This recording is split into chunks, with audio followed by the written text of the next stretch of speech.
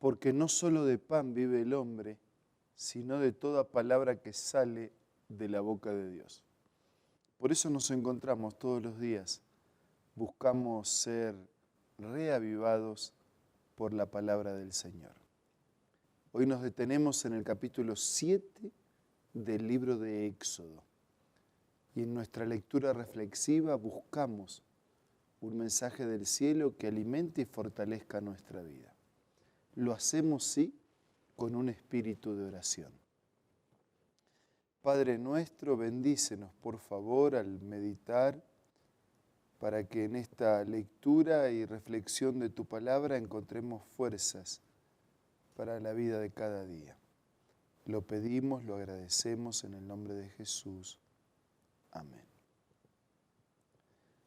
En el capítulo 7 del libro de Éxodo nos encontramos con un tema que ya comenzó en el capítulo 6, sobre un Dios que comisiona a Moisés y a Aarón.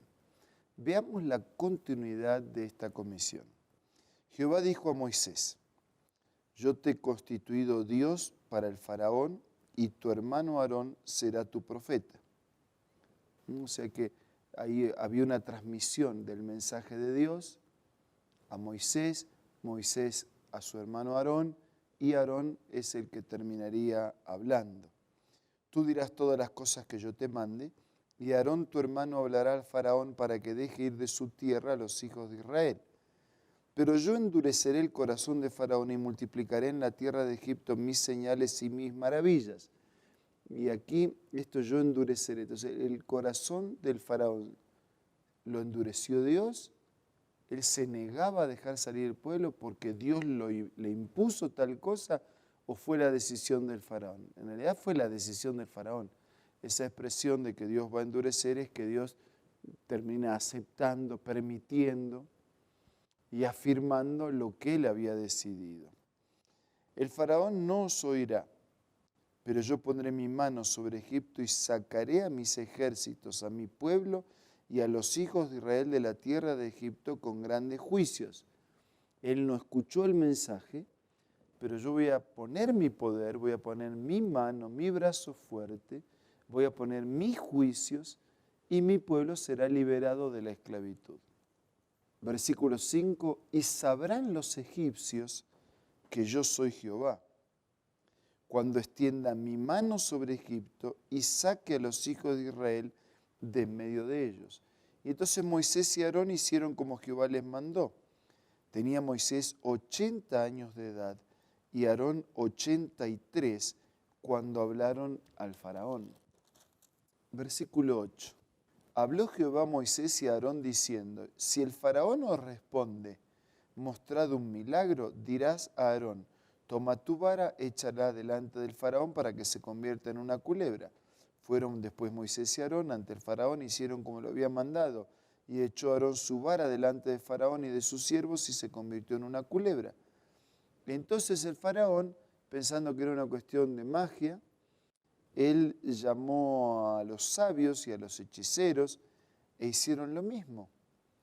Y los hechiceros de Egipto con sus encantamientos, cada uno echó su vara y también se volvieron culebras. Pero la vara de Aarón, transformado en culebra, terminó devorando la vara de los hechiceros. Sin embargo, el corazón de Faraón se endureció y no los escuchó, tal como Dios ya les había anticipado. O sea, tuvo una señal ahí, un llamado de atención del poder de Dios, de que Dios estaba detrás, no era una cuestión de magia. Pero aún así, Él endureció su corazón. Lo que ocurre es que Dios ya conocía por anticipado. La decisión fue del faraón. Él decidió no dejarlo salir y endurecer su corazón. Y Dios por anticipado sabía cuál sería la elección del faraón. Entonces comienzan una serie de acciones de juicio de Dios.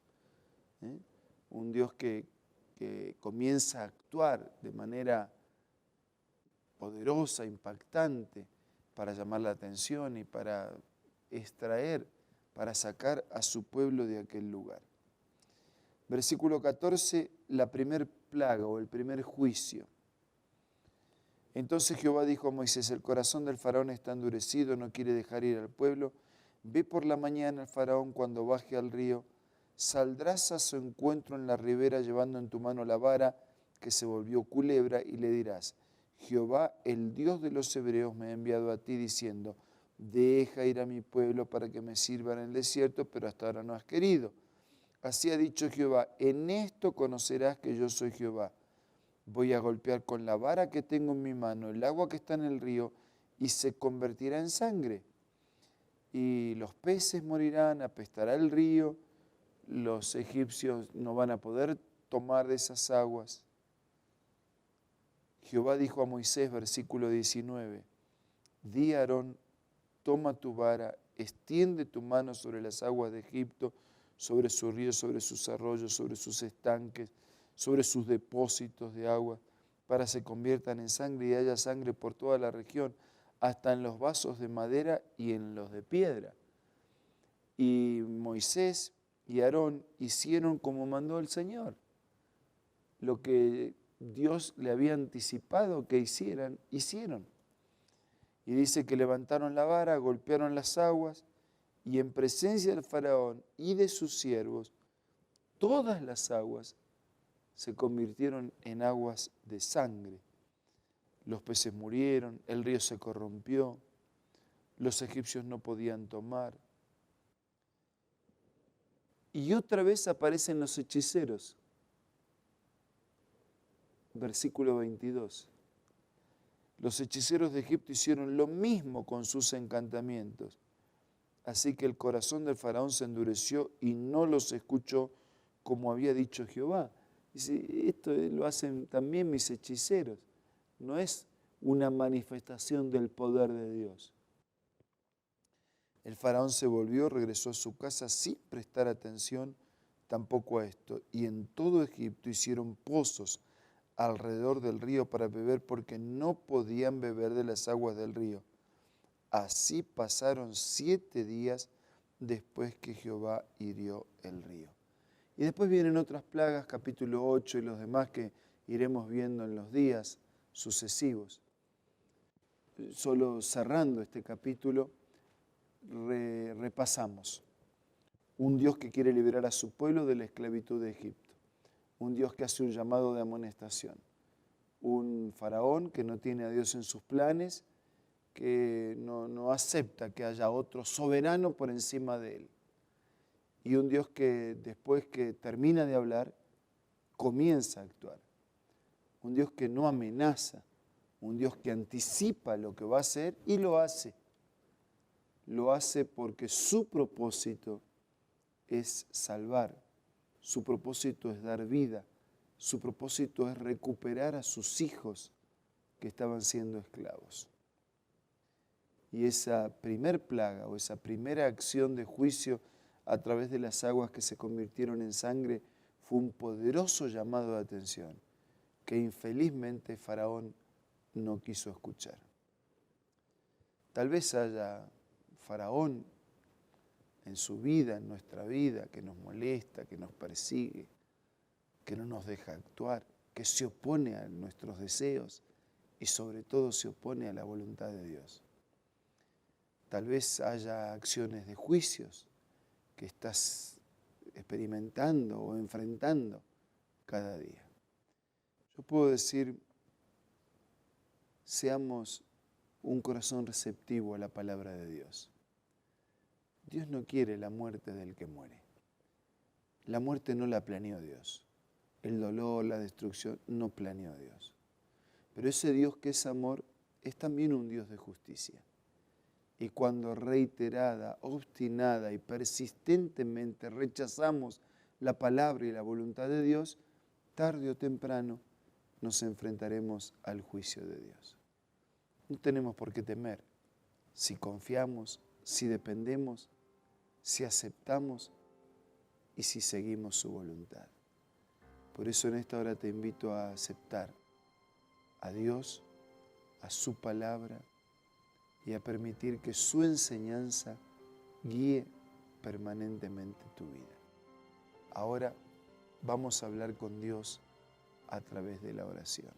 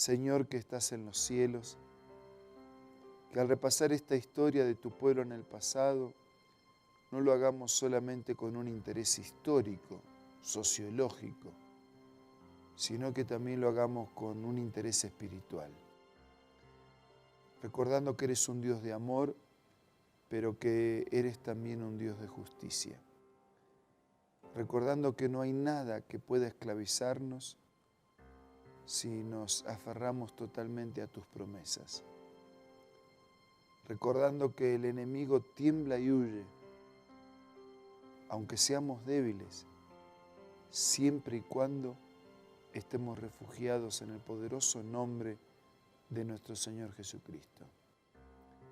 Ayúdanos entonces a confiar, ayúdanos a depender, ayúdanos a hacer tu voluntad, que podamos ser libres en tu palabra, victoriosos y fieles en nuestra caminata de la vida. Abraza a todos nuestros amigos y hermanos. Te lo pido, te lo agradezco en el nombre de Jesús. Amén. Jesucristo, el Verbo viviente, es el único medio de salvación. Él es el centro del pensamiento de nuestra vida, la fuente y la autoridad de la doctrina. El principal propósito de la vida de Cristo fue la obediencia a los mandamientos, exaltando la ley de Dios como un reflejo de su carácter. El principal mensaje a ser predicado en el mundo, basado en Apocalipsis 14, está representado por 3 ángeles llevando el Evangelio eterno al mundo entero. Este mensaje se basa en los encantos inigualables de Cristo y declara que la hora del juicio ha llegado y llama a obedecer los mandamientos de Dios. Mediante su palabra, Dios ha comunicado a los hombres el conocimiento necesario para la salvación. Las Santas Escrituras deben ser aceptadas como dotadas de autoridad absoluta y como revelación infalible de su voluntad. Y aunque el canon de las Escrituras inspiradas está cerrado, el Espíritu Santo continúa iluminando, amonestando y confortando al pueblo de Dios a través del testimonio de Jesús, el Espíritu de profecía. El camino a la vida se traza a través de un camino angosto que debe ser recorrido con confianza, las promesas que Dios dejó a hombres y mujeres fieles que dedicaron sus vidas hasta la muerte por el Evangelio eterno. Los fundadores de la Iglesia soñaron con el día en que la revelación sería una realidad en sus vidas.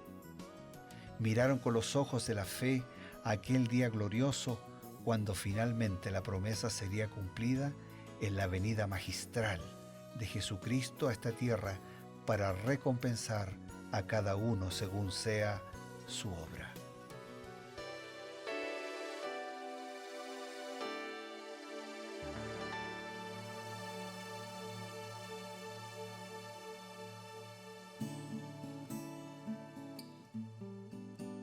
Qué bueno es encontrarnos una vez más aquí a través de la señal de la Nuevo Tiempo. Amigos, estamos para juntos transitar por este sendero maravilloso que es el estudio de la Palabra de Dios y acompañado también del Espíritu de Profecía.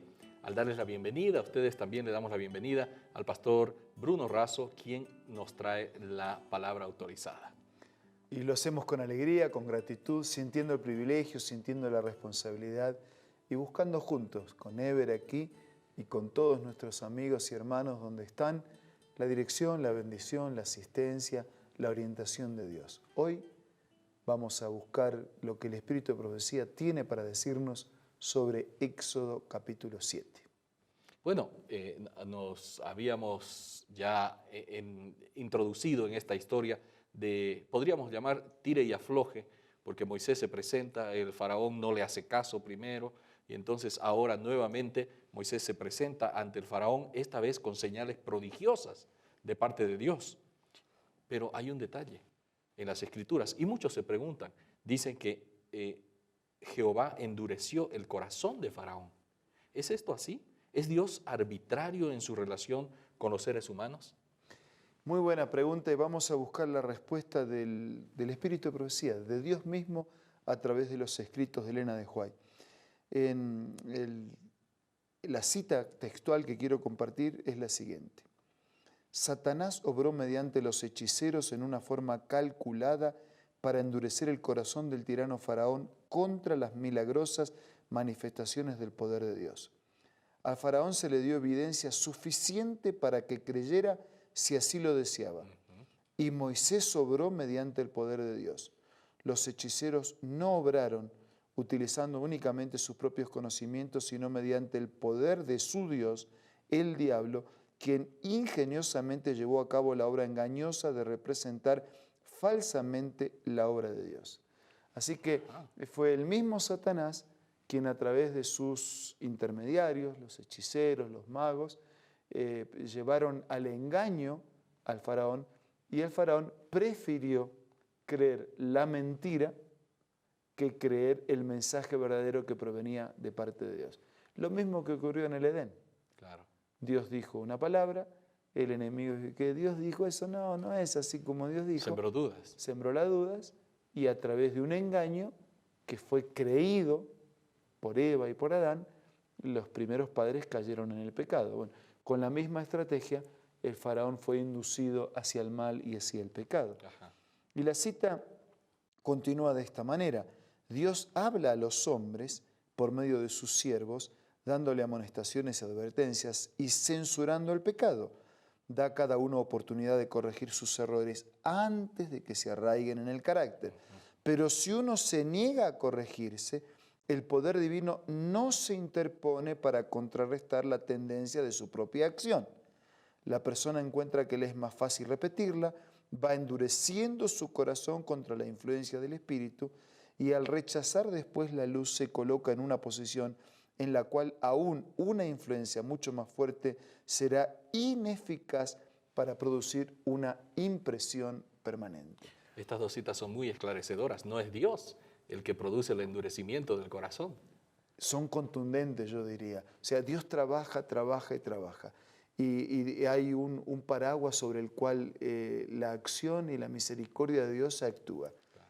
Pero cuando nosotros nos alejamos, cuando insistentemente y reiteradamente rechazamos el llamado de Dios, llega un momento en que Dios deja de actuar. Y cuando Dios deja de actuar, lo único que me queda es mi corazón endurecido y mi vida manejada por mis propios principios y sentimientos, o las tentaciones a las que soy sometido por la acción del enemigo.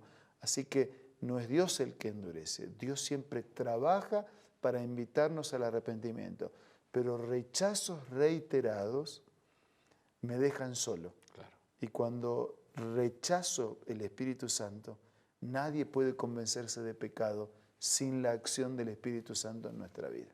Qué bueno, es importante entonces esto aclarar, porque muchas personas tienen dudas al respecto. Pero hablando de dudas, mucha gente dice, qué bueno tener una señal milagrosa, pero parece que hubiera un peligro en esto de las señales milagrosas. ¿Por qué es tan importante tener cuidado en este tema? El mismo Patriarcas y Profetas dice, pero el príncipe del mal tenía todavía un objeto más profundo al hacer sus maravillas por medio de los magos. Él sabía muy bien que Moisés, al romper el yugo de la servidumbre de los hijos de Israel, prefiguraba a Cristo, quien había de quitar el yugo del pecado sobre la familia humana. Sabía que cuando Cristo apareciese, haría grandes milagros para mostrar al mundo que Dios le había enviado. Satanás tembló por su poder. Falsificando la obra que Dios hacía por medio de Moisés, esperaba no solo impedir la liberación de Israel, sino ejercer además una influencia que a través de las edades venideras destruiría la fe en los milagros de Cristo. Satanás trata constantemente de falsificar la obra de Jesús para establecer su propio poder y sus pretensiones. Induce a los hombres a explicar los milagros de Cristo como si fueran resultado de la habilidad y del poder humanos. De esta manera destruye en muchas mentes la fe en Cristo como Hijo de Dios y las lleva a rechazar los bondadosos ofrecimientos de misericordia hechos mediante el plan de redención.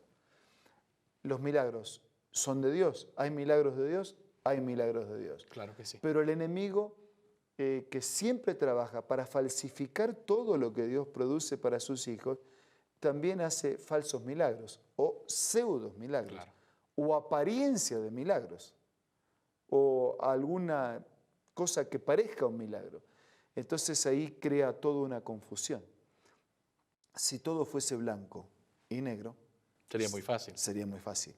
Pero el enemigo ha hecho entre lo correcto de lo blanco y lo errado de lo negro un montón de grises. El gris tan clarito que parece blanco y el gris tan oscuro que parece negro. Y yo digo que no importa cuán gris sea un asunto, si es un gris muy clarito o un gris muy oscuro, deja de ser blanco. Claro. Entonces, por eso Dios dice que tenemos que ser cuidadosos. Y por eso el Evangelio también dice que en los últimos, cuando el Señor venga, algunos le van a decir, Señor, nosotros hicimos señales, hicimos milagros, en tu prodigios. nombre. ¿Y qué pasó con nosotros? Y él dice, no, yo a ustedes no los conozco.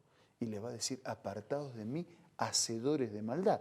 Quiere decir que el que hace un aparente milagro puede ser un hacedor de maldad. Claro. Ahora, ¿hay milagros de Dios? Hay milagros de Dios. Pero un milagro de Dios siempre va a armonizar con la palabra de Dios. Qué No va a importante criterio. contradecir nunca el mensaje de la Escritura, porque Dios es el mismo ayer, hoy y por los siglos. Qué bueno. Realmente eso nos da un criterio importantísimo para utilizar. Hoy en día hay mucha gente que en nombre de Dios se levanta para hacer milagros, señales, y pueden ser realmente de origen no divino, sino de origen del enemigo. Y justamente este criterio de que tiene que estar en concordancia con lo que dice la palabra de Dios nos ayuda a evitar los engaños. Y pues amigos, antes de recibir la palabra final, nosotros tenemos un pequeño intervalo y reciban este consejo.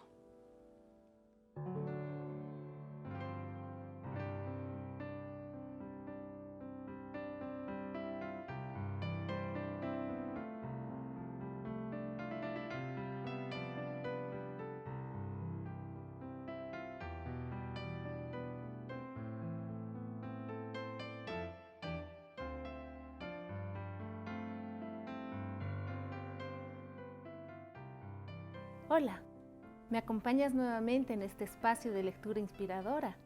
Mira la cita que encontré para el día de hoy. No tenemos nada que temer del futuro, a menos que olvidemos la manera en que el Señor nos ha conducido y lo que nos ha enseñado en nuestra historia pasada. Qué linda promesa, ¿verdad? Tú puedes encontrar esta y muchas más en este libro maravilloso, Notas biográficas, escrito por Elena G. de White. Puede ser parte de tu biblioteca personal, no te lo puedes perder. Te invito a que lo puedas adquirir ingresando a la página www.aces.com.ar. También puedes adquirirlo en una iglesia adventista del séptimo día que se encuentre cerca del lugar donde tú te encuentras, donde vives o donde trabajas. Puedes también descargar la aplicación Elena G. de White del App Store o del Play Store, buscándolo como Elena G. de White.